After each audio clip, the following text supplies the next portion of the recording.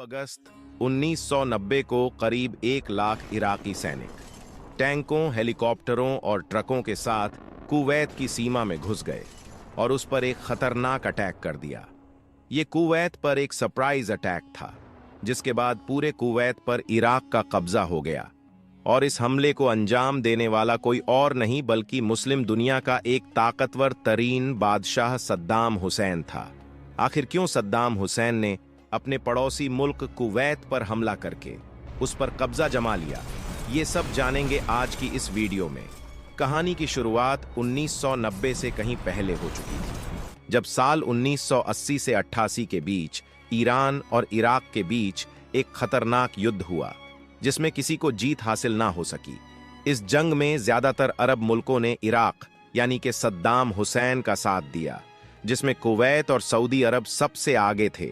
जंग भले ही कोई न जीता हो, लेकिन इस जंग के खात्मे तक इराक दुनिया की चौथी सबसे बड़ी मिलिट्री पावर बन चुका था और साथ ही 60 अरब डॉलर यानी 60 बिलियन डॉलर का कर्जदार भी, या ये कहें कि अरब देशों से मदद ली थी, जिसमें से कुवैत ने 16 बिलियन डॉलर और 26 बिलियन डॉलर सऊदी अरब ने दिए थे।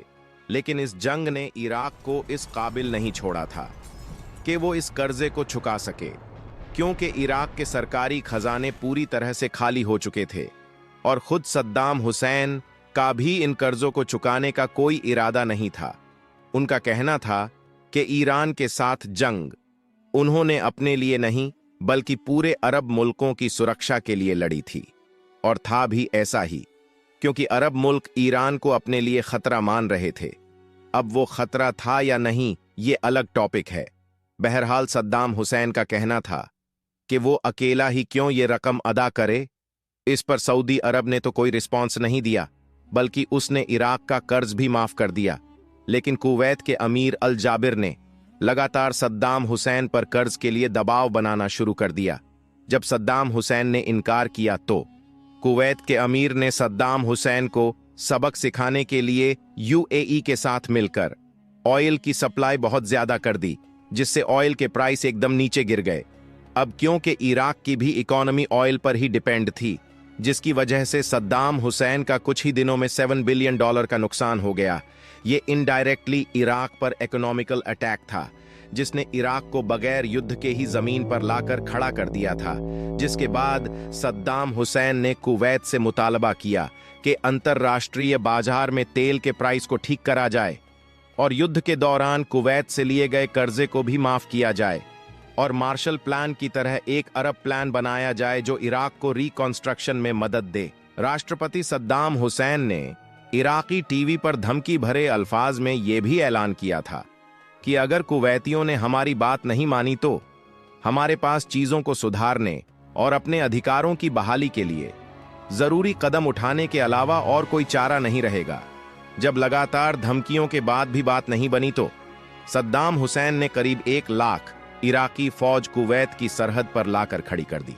अब सऊदी अरब, जो कुवैत और इराक दोनों का ही इत्तेहादी था, उसने बातचीत के लिए दोनों को जिद्दा में बुलाया।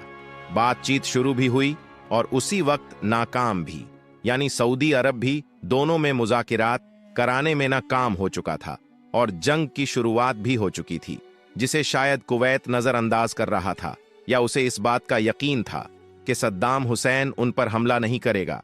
इसके अलावा इन सब बातों के बीच कुवैत एक गलती कर रहा था, और वो गलती थी इराक से जंगी खतरा मोल लेना। वो भूल रहा था कि अब इराक कोई छोटी मोटी ताकत नहीं है, बल्कि दुनिया की चौथी सबसे बड़ी ताकत बन चुका था। बहरहाल फिर तारीख ने वो मंजर भी देखा, जब 2 अगस्त 1990 करीब रात के 2 बजे इराकी सेना कुवैत में दाखिल हो गई और कुवैत में टैंकों के धमाके और बमों की आवाजें सुनाई देने लगीं। चारों तरफ खौफ का माहौल हो चुका था। खुले आसमान से इराकी सेना के एयरक्राफ्ट कुवैत पर बम बरसा रहे थे। उसका एयरपोर्ट पूरी तरह से चंद मिनटों में ही तबाह हो चुका था।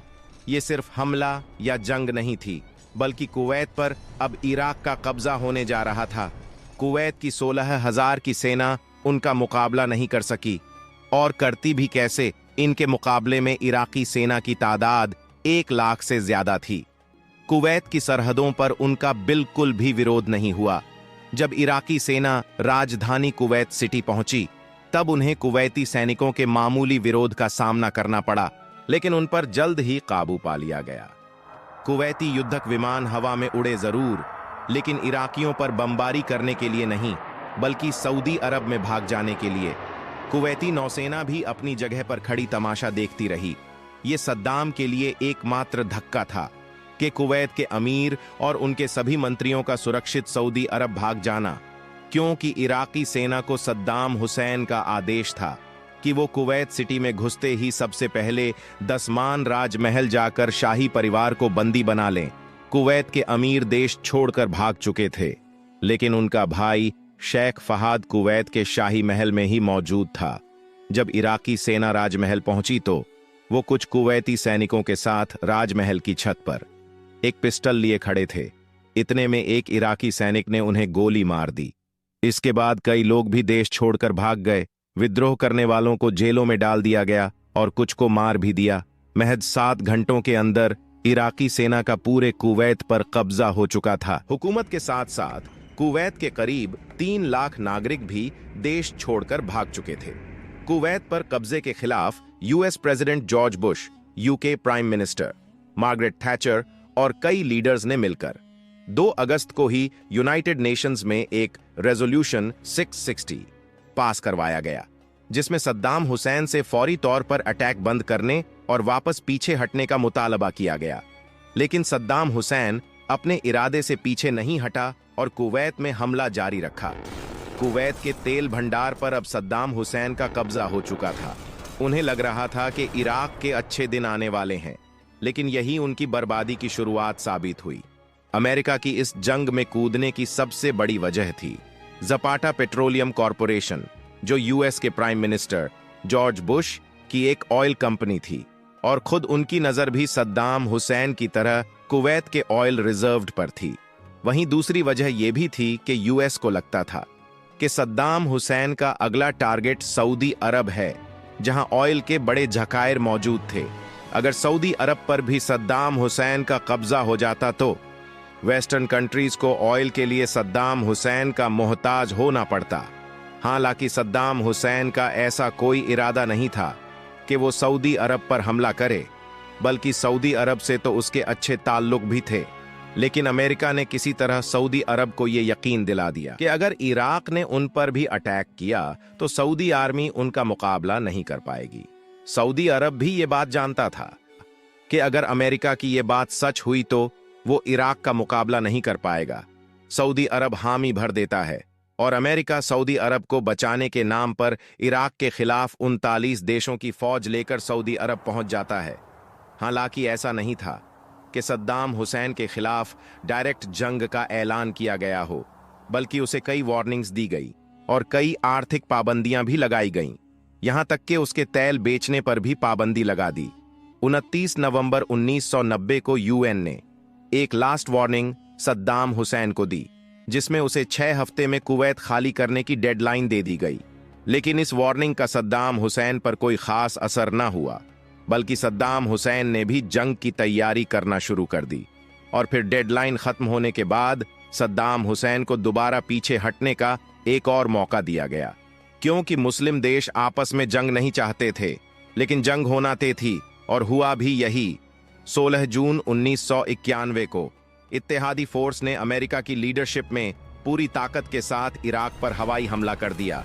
इसके बाद जमीनी कार्रवाई की गई और लगातार 43 दिन की लड़ाई के बाद इराक ने हथियार डाल दिए और जंग का खात्मा हो गया। कुवैत में वापस अमीर जाबिर की हुकूमत कायम कर दी गई। इस कार्रवाई को ऑपरेशन डिजर्ट स्टॉर्म का नाम दिया गया, जबकि तारीख में इसे पहली खलीज जंग और फर्स्ट गल्फ वॉर के नाम से भी जाना जाता है। इस जंग में इराक की बुरी तरह हार हुई थी, जिसमें उसके 60,000 से ज्यादा सैनिक और आम शहरी मारे गए, जबकि इत्तेहादी फौज का नुकसान ना के बराबर था। उनके 400 से भी कम सिपाही इस जंग में मरे। इसके अलावा एक अंदाजे के मुताबिक इराक का $200 बिलियन का नुकसान इस जंग से हुआ, जिसका खामियाजा वो आज तक भुगत रहा है।